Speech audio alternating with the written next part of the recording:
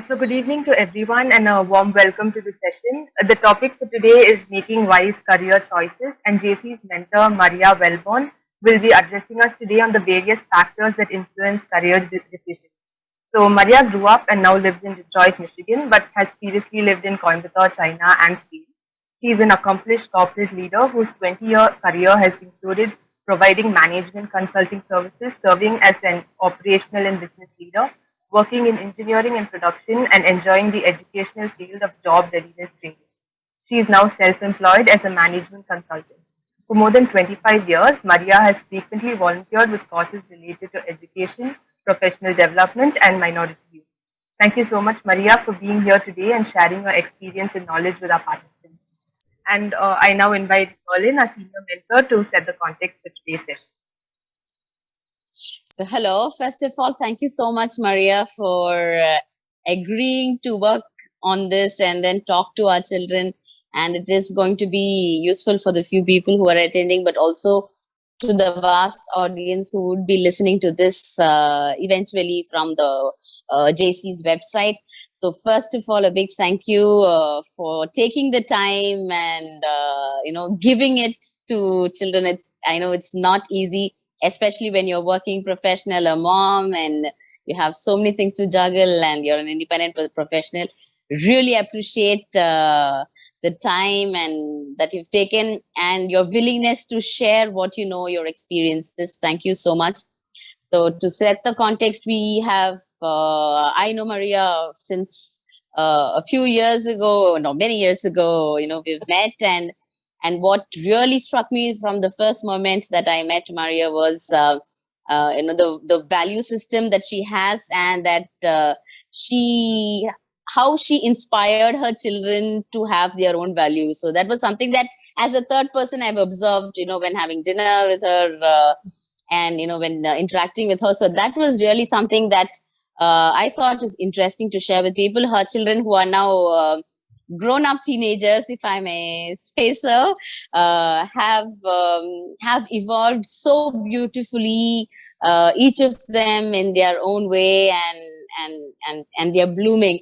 So we thought it will be interesting to understand, how her core values are, and also understand how we make career choices based on our values, and what are the things at stake. And so Maria is going to really run us through a very deep topic. In fact, earlier when we thought it was simple, but then when I saw her presentation, it's so beautiful, so thought out, and it's so deep. We are going to have this session now. We are so happy to have you, Maria. It is indeed a blessing. Thank you so much for agreeing once again. So I wish all of you a wonderful session. Please do respond on chat. You can use the chat box to respond. If you have questions, we have some time at the end for the Q&A, and we will use that time for the question and answer sessions. Now I hand over to Maria. Over to Maria. Thank you. Hey, thank you, Merlin. Thank you, Shruti. Good evening to all the children and young people and the families who are watching. And I'm just going to get started. Today, I'm going to talk about how you should consider your core values when you choose a career. Okay, so quick outline of the presentation. We're going to talk about core values. What are they? How do you consider them when you decide on a career? How do you think about passions, which are different from core values in a career? And then we'll go through some examples. And this is going to be interactive. There's a couple of pop quizzes as we go through, so I hope you'll participate. So first I wanted to ask or answer the question, what is a core value? And a core value is something that is a deeply held belief. They are beliefs about what is good and bad, what is right and wrong, and what is important. Core beliefs work at the subconscious level, and they impact the decisions that you make, and they guide your behavior without you even knowing it. Core beliefs are notions that shape your personality. And it's important to note that core beliefs do change over the course of your life, even though they're core to who you are. As we grow, as we mature, as we age, as we have different experiences, our beliefs evolve. So I wanted to start with some examples of different core values. And these are not all of the core values of the people on the screen, but these are members of my family. And my daughter, Janaki, who's kind of in the middle there, she and I sat down and said, what do we think are the core beliefs of these people? And so what I want you to take away from this slide is that everyone's core beliefs are different. And there are a lot of different beliefs that you can have. There are none that are right or wrong. They just are what they are, and they shape those people. So if you look at the left-hand side of the screen, that's me. And these are some, not all, but some of my core beliefs. So anyone who knows me knows that education is vitally important to me. I am so committed to education, especially of my own children, but for other children as well. I am a very, very committed parent. Anyone who knows me knows my children's story, what's happening with my children. It's just a core part of who I am.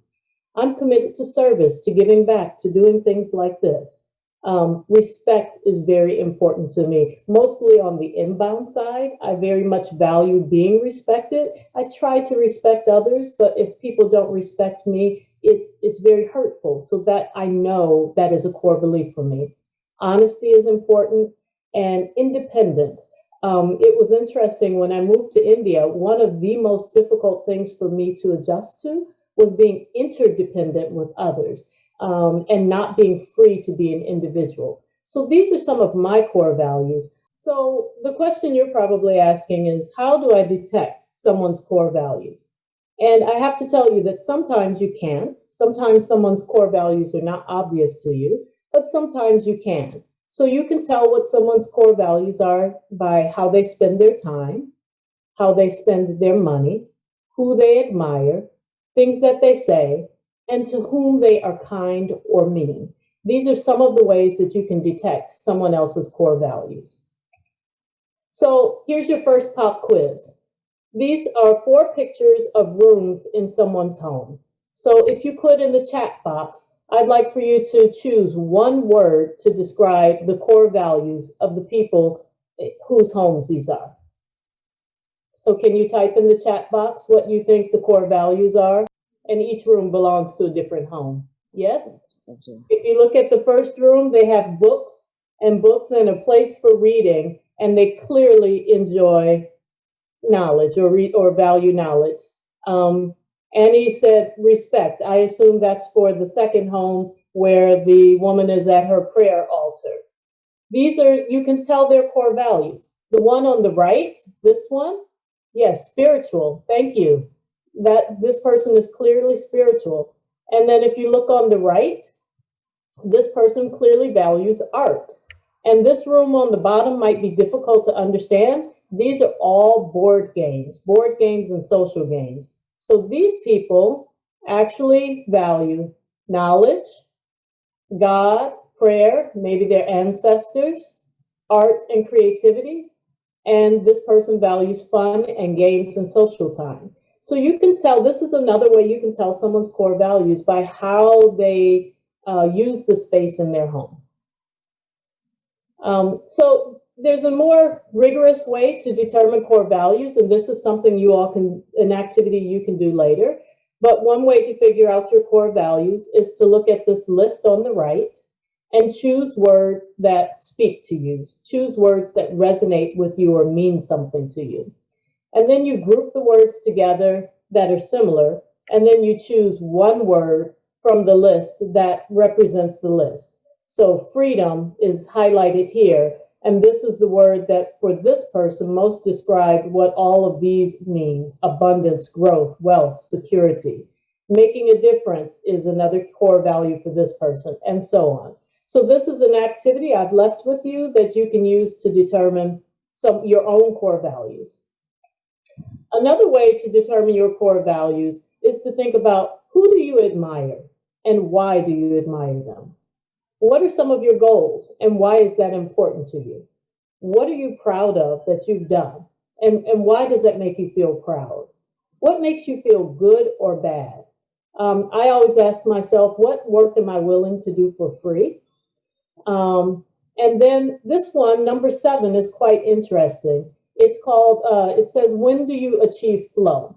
And so flow is a state where you're really focused and you're not aware of other things going on. And it's when you're doing something that really appeals to your brain and your heart, and time passes without you knowing. And then you can always use number 8, which is what do other people say? So these are some of the ways you can determine your core values. So I now have another quiz, and I want to know I'm going to show pictures of people that you'll know who they are, and I want to know what core values you think these people have demonstrated. So I want you to pick 3 people and give just one word for those people. So these are the people. What values do you think are core to them? And please enter it into the chat. Yeah, I came deciding not to do all the work myself. So you have Malala, Gandhi, Michelle Obama, Queen Elizabeth, Donald Trump,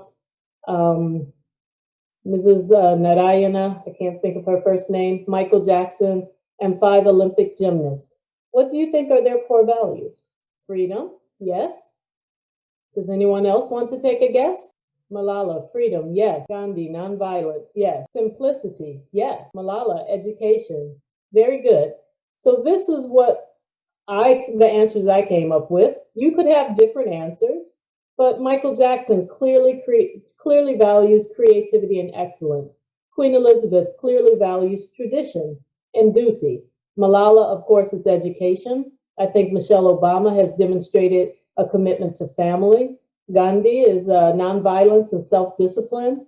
Trump, money and power. That's what he really cares about.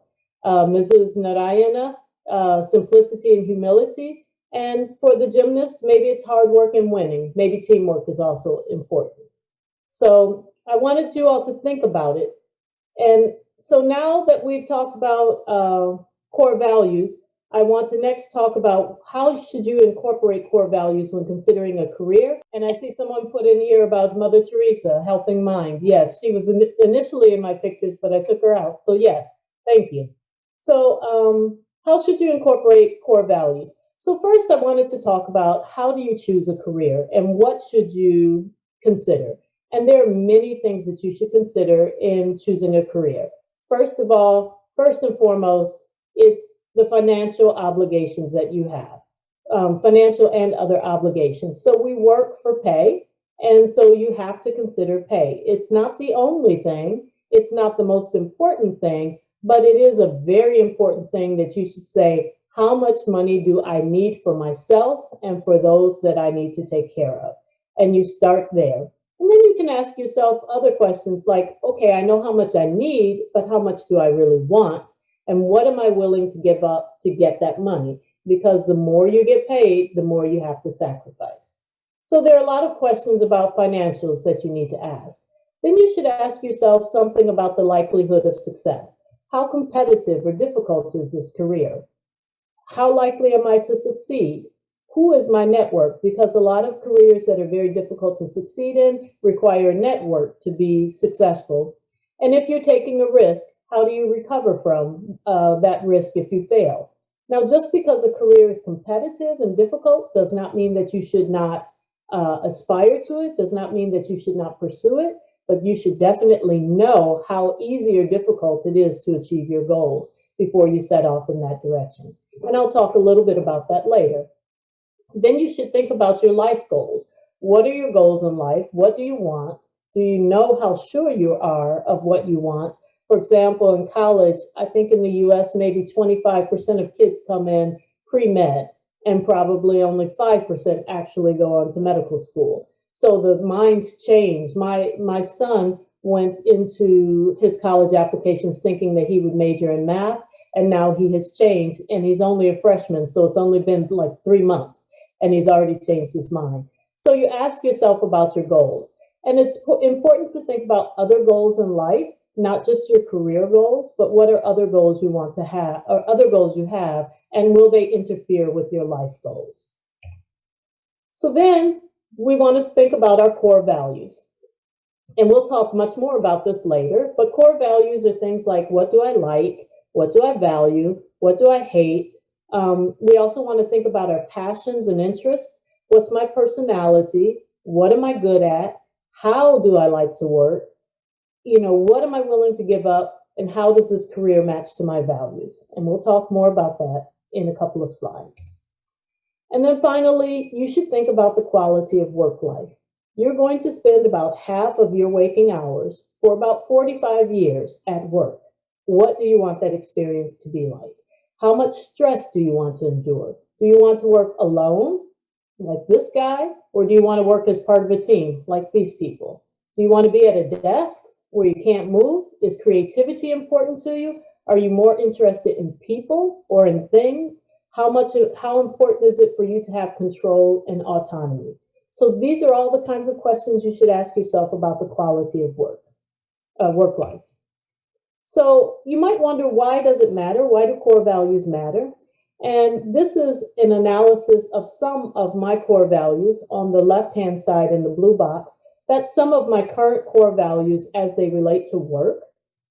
And then I mapped 5 different kinds of jobs that I've had over the last 20 plus years and how the core values mapped. So if it's in green, it's something that mapped very well and that value was satisfied at the job. If it's in red, it means that there was conflict and that value wasn't satisfied at the job.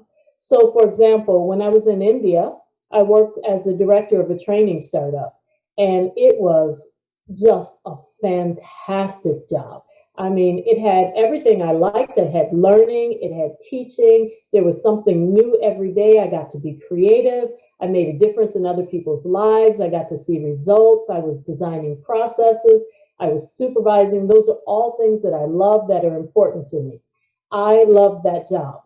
However, the pay was very, very low, and the team was pretty small, and I like to have more colleagues than just 5 or 6. So that's an example of a job that I really liked. So I'm going to show you, we're going to do a test on the next page, and I'm going to ask you to think about it. And you can just look at, these are the things that mapped well to my values. These are the things that didn't map well. And the things that are in yellow, it was okay. So if we go to the next slide, I'm going to ask you, how happy do you think I was at each of these jobs based on the mapping to my core value? 1 is miserable, 7 is very happy. So if you look at engineering, how happy do you think I was? If you look at product management, how happy do you think I was? Maybe you can put something in the chat or just think about it. So while you think about it, and while I wait for something to go into the chat, I also want to say that I mentioned that core values change over time. And this is a job where my satisfaction changed over time. And initially, this mapping, it never changed, but I had a newborn when I was in this job, and I put her in daycare, and she cried for about 4 hours a day, every day for 6 months. So this time for family became really, really, really important, and it made me unhappy in that job, even though everything else was working well. So I'm going to show you how happy I was in each of these jobs.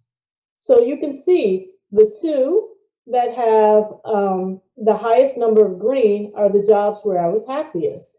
And the ones that are kind of balanced are the jobs where I was satisfied.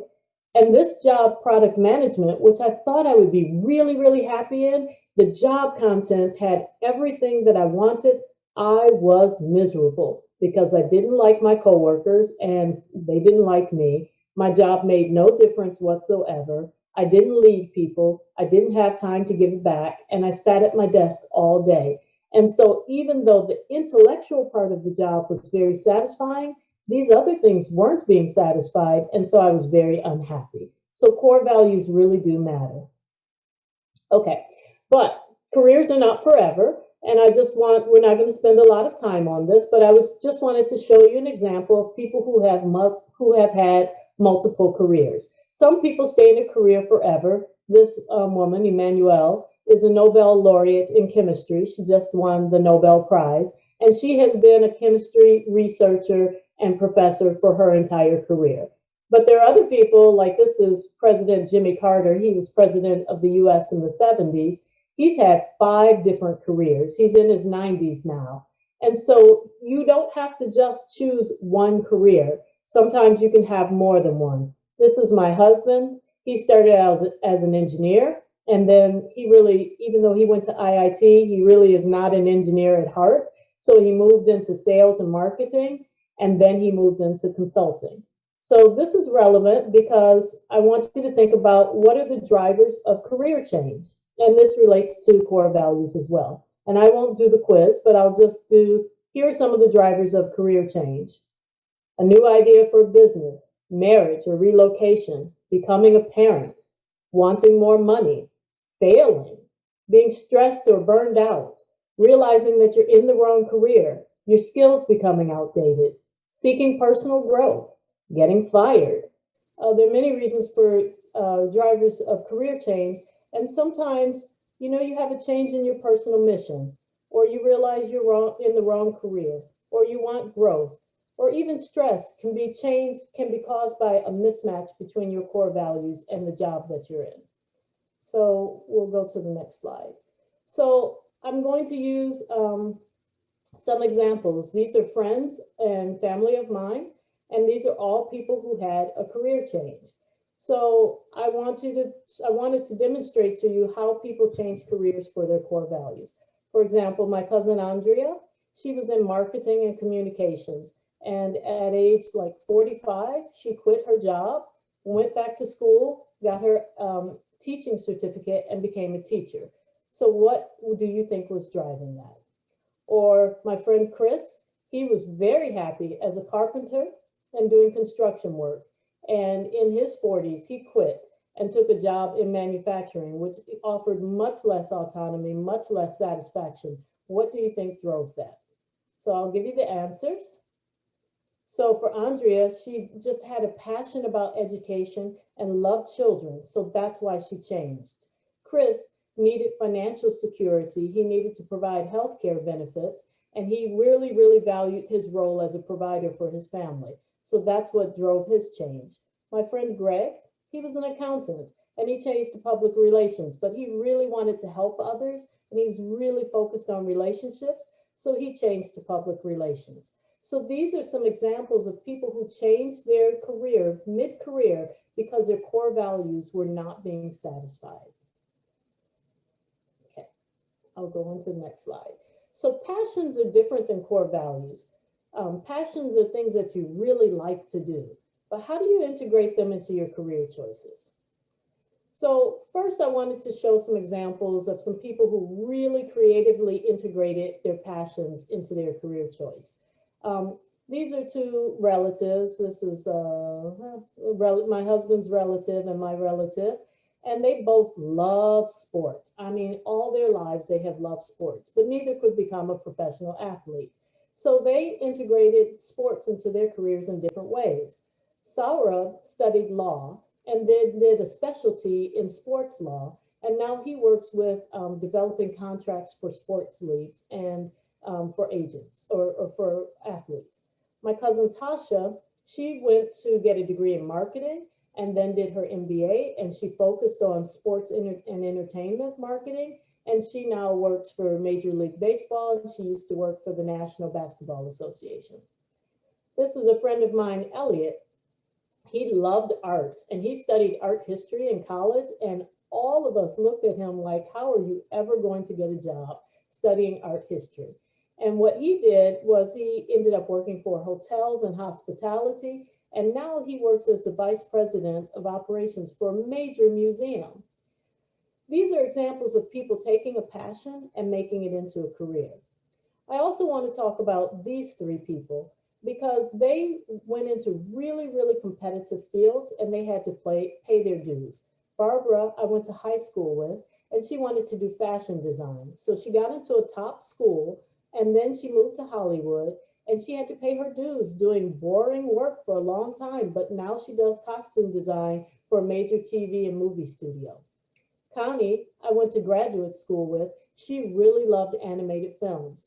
And so she left her career, studied her MBA, moved to Hollywood, worked in a lot of not ideal jobs, but in the industry. And finally, now she's working as a film director, a writer, and a producer for animated films. But Connie also keeps a regular job to pay the bills in between her movie work. And my cousin Marcus, he actually dropped out of college, much to my disappointment, to study, to go pursue a career as a songwriter. And so he kept a regular job to support himself until he could make a living as a songwriter. And he eventually moved to New York and got hired. He got a job first with Sony, and now he's working with another company, learning his craft and writing songs. And some of his songs have finally made it into onto the radio. So these are people who integrated their passions into a career choice. It's a little bit different than their core values, but it can be done. You just have to be smart about it. But I will give a warning about well-intentioned advice to channel your passions into a career. People will tell you, do what you love, and that can be bad advice. The good advice is love what you do. And so it's really important to know your core value. And here I'm going to use my two children to demonstrate this. Simon is a very talented artist and he loves painting. But when we talked about him considering that as a career, he said, I want to be able to control what I paint. I paint for me, I paint for pleasure. I don't want somebody else telling me, paint this, draw that, do this. And so that would be a bad career for him. Janaki loves theater and she's very talented, but she really wants to be able to spend a lot of time with her family. And the kind of theater that she wants to do would mean that she would have to work every weekend and probably 5 evenings a week, which means she wouldn't be able to spend time with her family. And so that is not a good career for her. So it's okay to pursue your passion, but make sure that pursuing your passion doesn't conflict with your core values.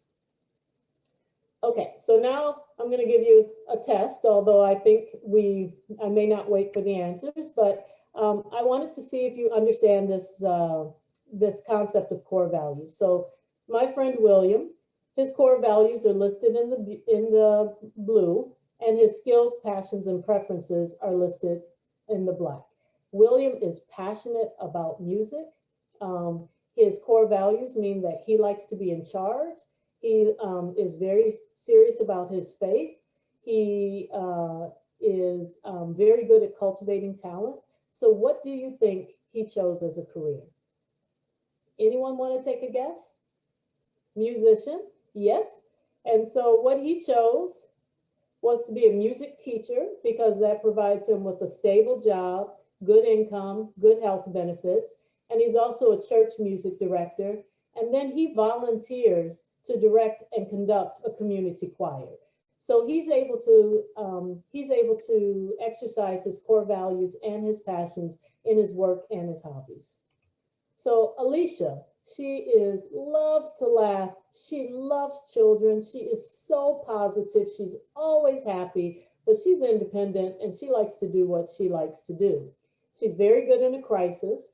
She doesn't want to be behind a desk, and she loves babies. So what do you think she did? Alicia chose a very difficult career. She's a home care nurse for terminally ill, very sick, or ventilated children. If you can see, all 3 of these children have ventilators. And this is a very difficult job. Sometimes these children die, but she brings such joy into their lives and such relief to their parents. And because, excuse me, she's there, the parents can have some time to rest and relax and manage the rest of their life. This is how you integrate passions and core values into your careers. Carolyn loves teaching. She has an education and counseling, and so she chose to work in human resources.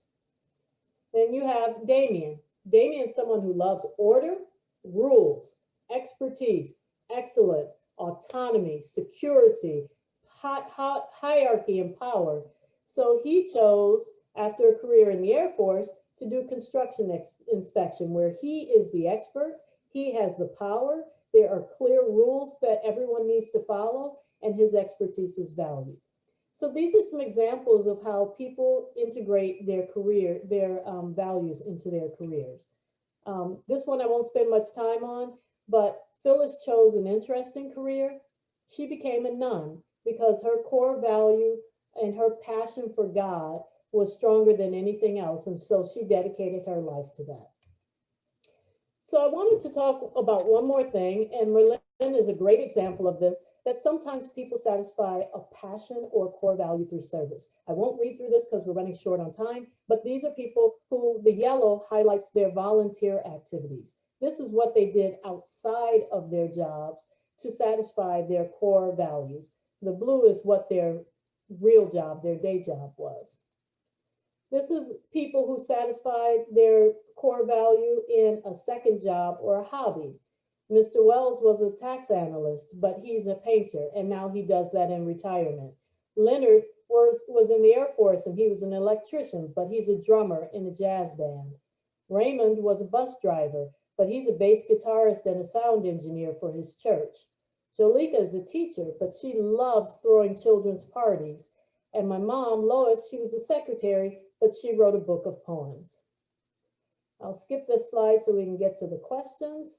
And so this is just a review of, we talked about what core values are. We talked about how to choose a career. We talked about how to incorporate your passions into your job. And I hope you'll remember this. I just want you to remember a couple of things. Having a choice about what job you do is a privilege. It's not something that people have always had, and it's not something that everyone has. It's called work and not play for a reason. So it's not supposed to be all fun and laughs and games. It's really work. And then you're going to spend 45 years, about 50% of your waking life will be at work. You might as well enjoy it, so you should choose well. So now I'll stop for questions. Maria, we have two questions from the participants. Yes. The first question is, how can a parent support or encourage a decision or how can a parent help a child identify the career that they want to choose? It depends on the age of the child, but I think there are a few things. One is paying attention to what your child really likes, what gives them joy, and helping the child recognize that and helping them get more experiences in those things that they really like. Also, pay attention to what your child doesn't like. I think parents naturally pay attention to what their children excel at or don't excel at, but that's sometimes different from what they really like. The second thing you can do is introduce your child to people who are in those careers and encourage your child to ask that person questions about what they like about their career. What do they enjoy? I'm a person who asks a lot of what and why questions, and so I learn what people like or don't like. The third thing is encourage your child to think about themselves and understand themselves. What do they really like? So, for example, for my children, if Marlene can probably relate to this because she knew my children when they were young. If I take my oldest, Simon wanted to be a marine biologist, then he wanted to be a paleontologist, then he wanted to be an artist, then he wanted to be a writer, then he wanted to be some kind of a scientist, a biologist. Then he finally decided he wanted to be a mathematician. And now he's saying that he wants to probably do something either in artificial intelligence or in neuroscience. And so in each stage, I try to expose those activities and encourage them and have conversations with him about what those careers would be like for him, what the good and the bad is. If I use my daughter as an example, Janaki right now is saying that she wants to be a lawyer. And she wants to be a lawyer because she's really committed to social justice and she wants to help people achieve justice. And so I'm talking with her about, okay, that's good. Do you understand what a lawyer really does? Do you understand that, maybe 90% of your day is at a desk, not in the courtroom? Do you understand what it takes to get through law school? And she is saying, yes, I understand. I still want to do this because my core value of justice is so strong that it compensates for the things that I may not like about being at a desk all day. So you just have to expose, engage, and encourage. If I had three things, it would be expose, engage, and encourage your children. Does that answer your question? Oh, yes, yes, very much. Okay. The next question is, how does one develop the courage to change their career? Like if they've built a career for, I don't know, let's say 10, 15 years, if they want to change the career, how do they develop the courage, or what does it take to change the career like that?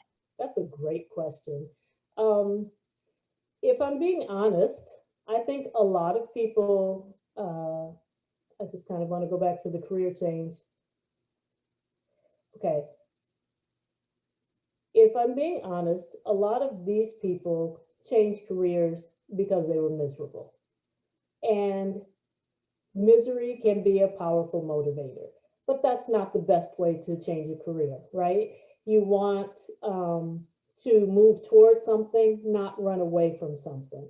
So I think a lot of it is thinking about who you are, reflecting on what you enjoy, and then doing your homework and understanding what it takes. In this case, like if I look at Andrea was able to change careers because she had a husband who was able to support the family while she went to school. And so she was able to say, I'm not unhappy doing what I want to do, or I'm not unhappy doing what I'm doing, but I really want to do something else. And so she had the stability in home life to be able to go do that. Chris had an illness in his family where he needed health care. And so that's what motivated him. Greg, he had, again, enough stability in his career, and he had enough savings, and he had a supportive spouse, and he had friends that he could talk to. And Greg did some things that were really smart. He did a lot of volunteering to try out and test what he wanted to do. So he did some things where he was working as in communications, and he found out he really liked it. And he's a part-time professor. He teaches part-time at a university, and he found that he really, really liked that. So that practice gave him the assurance that he could change careers. So if I go back to these people who had multiple careers, many of these careers are related to one another. So, for example, Oprah Winfrey, she was a radio personality, and then it sort of naturally an opportunity came up that gave her opportunity to be on TV. And then once she was on TV, another opportunity naturally came up to be an actress. And because she was an actress, she had the opportunity to get into other forms of media like magazine publishing. Same thing with Barack Obama. He was an attorney. He volunteered as a community activist or community organizer, and then he became a full-time community organizer, but he was a professor, I think part-time at that time. And being a community organizer allowed him to test out being a politician, and he was a politician on a small scale. And then being a politician gave him enough exposure to make him effective as an author. So, sometimes career changes are just small changes, like going from being an engineer to being a marketing person. You can do that all within one company. And sometimes they're big changes, like the people on the other page, where you really just have to quit and start in a whole new direction. So I guess self-reflection, research, and having a supportive community are the best ways to. What other questions? Yes, the next question is a little bit lengthy, so please don't mind. I'm just reading the question. The question is it possible that even a job that you really love becomes monotonous after a while? Does this happen to any job that someone takes? Yes. Let me think about the answer. Yes, it's possible. I've not been in jobs for very long, but uh, something like this. Greg, being an accountant, an accountant does the same tasks every month. For the most part, you have to close the books every month. For the most part, you have to run these reports every month. And for the most part, the job does not change. And some people would find that very, very monotonous, even though in the beginning they enjoyed it. They want more. So sometimes when that happens, people look for special projects, or they look for a promotion, or they look for a move to a different kind of accounting or something like that. Chris's job in manufacturing, he works in a factory with the same roughly 100 people and the same equipment for 20 years. And you have sort of the same kind of problems over and over. So he finds work to be interesting by always trying to improve the systems, by trying to make things better, and by trying to find new ways to prevent the same problems from happening. But yes, it's definitely possible that a job can be monotonous, even if you enjoyed it in the beginning. And if you don't have the opportunity to change jobs, then you can look for special projects. You try to make the most of your colleagues, and you have to maximize the joy you get outside of work. The next question is it okay to choose a career and then love it? Isn't that like going in a flow? Is it okay to proceed without a goal or a dream? Is it okay? Yes. Would I recommend it? I mean, you can always take a chance. There are certain careers that are designed for exploration. For example, when I finished business school, many people went into consulting, because in consulting, you get to explore lots of different industries, lots of different functions, lots of different problems, and then you can figure out where you really want to work. When I graduated from undergraduate school, I went into a development program that required me to do 3 different jobs over 5 years so I could understand better the company and also understand better myself. The only thing I would say is that when you are graduating from school, from college, it is the one time in your career where you really will have a lot of choices about jobs at the same time. When you graduate from college, you can interview for 10 jobs and get 5 different offers and just pick and choose between them. For the rest of your life, generally, you only have one offer at a time. And so, yes, it's fine to just explore and go with the flow, but I would say that is not the best way to find what you really love. It's good to love what you do. It's good to take an attitude toward work of, I'm going to find what I can like and love in this job. It's good to take the attitude of, I'm going to be good at whatever I do and give my full self to whatever I do. But if you just leave it to chance, then there's always a chance that you won't love what you do. So I'm giving a mixed message and saying, yes, it's okay if you don't know your goals, but you should at least know what you like and what you don't like, and at least try to get some of that in your job. Does that answer the question? Yes, it does. One more question is, these days we find children choosing a career based on the pay. So how do we help them think outside that box? So I think if I go back to this slide, oops, okay, this one. Pay is important, but only at a threshold level. There's a certain amount of pay that people need to attain the lifestyle they want, to be comfortable and to be able to care for their families. And so I wouldn't recommend that anyone ignore pay when considering a career. But money really does not buy happiness. It buys comfort, it buys convenience, it buys access, but it doesn't buy happiness. And so money is a motivator at the very beginning, but after the, I don't know, 5th or 6th paycheck, it becomes an expectation and it doesn't bring joy. So, I'll give an example. My youngest child wanted to be a teacher when she was younger. And teaching is a very noble profession, but in the US, and I know in India, teachers are not paid very well. And my daughter got an excellent education because we paid more than some teachers make for her education each year. And I just talked to her and said, look, if you want to be able to do for your children what I have done for you, then teaching alone is not a viable career. if you're going to be a teacher, you need to look at, how can you then become a department head?